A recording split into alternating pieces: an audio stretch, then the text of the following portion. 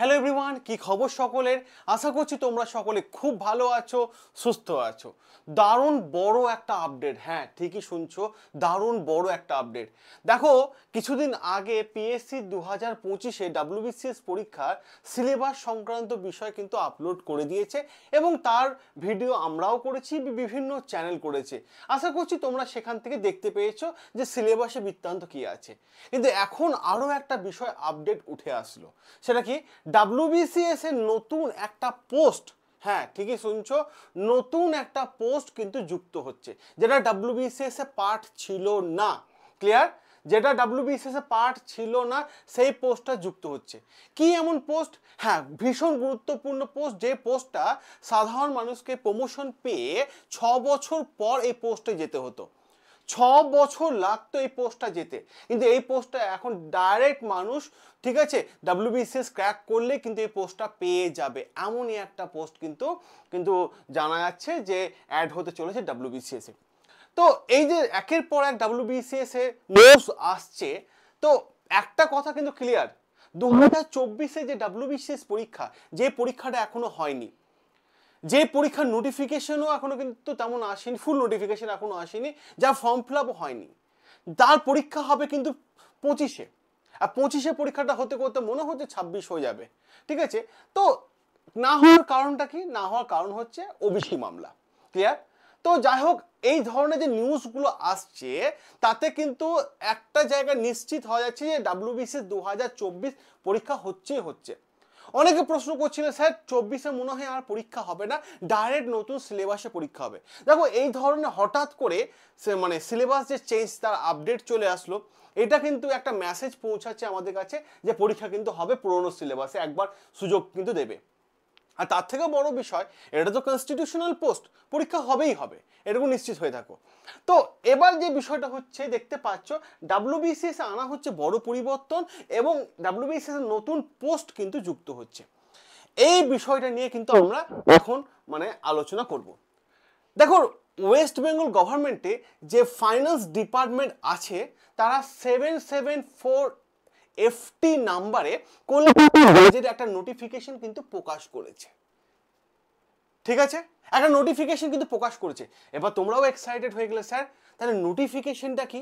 হ্যাঁ, নোটিফিকেশনটা কি? তারা জানিয়েছে যে ডাব্লিউবিসিএস গ্রুপ সি তে নতুন একটা পোস্ট অ্যাড হচ্ছে। যেমন ল্যান্ড রেভিনিউ আছে গ্রুপ সি তে, তেমনই ডাব্লিউবিসিএস গ্রুপ সি তে আরও একটা পোস্ট কিন্তু অ্যাড হতে চলেছে। আর সেই সার্ভিসটার নাম কি? West Bengal subordinate excise service. Clear?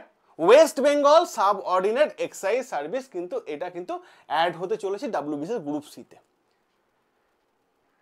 এবার প্রশ্ন হচ্ছে, এই সার্ভিসে কিভাবে রিক্রুট হবে ডাব্লিউবিসিএস এর মাধ্যমে? কোন পোস্টে হচ্ছে? পোস্ট হচ্ছে, তোমার মাথা রাখার চেষ্টা করো, excise SI service. Excise SI কিন্তু নিয়োগ হতে চলেছে।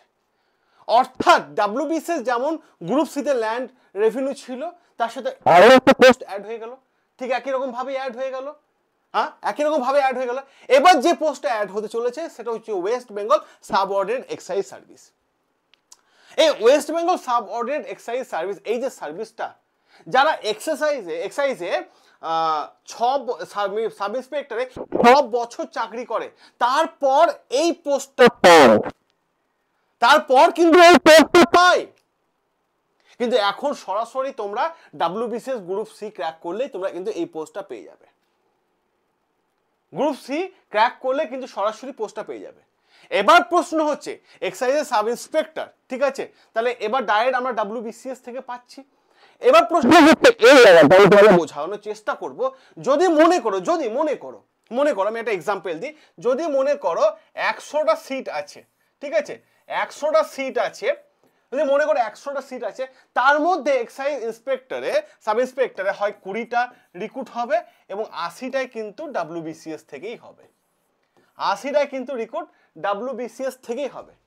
এবং এই পোস্টে আরো একটা ইন্টারেস্টিং বিষয় কি জানো?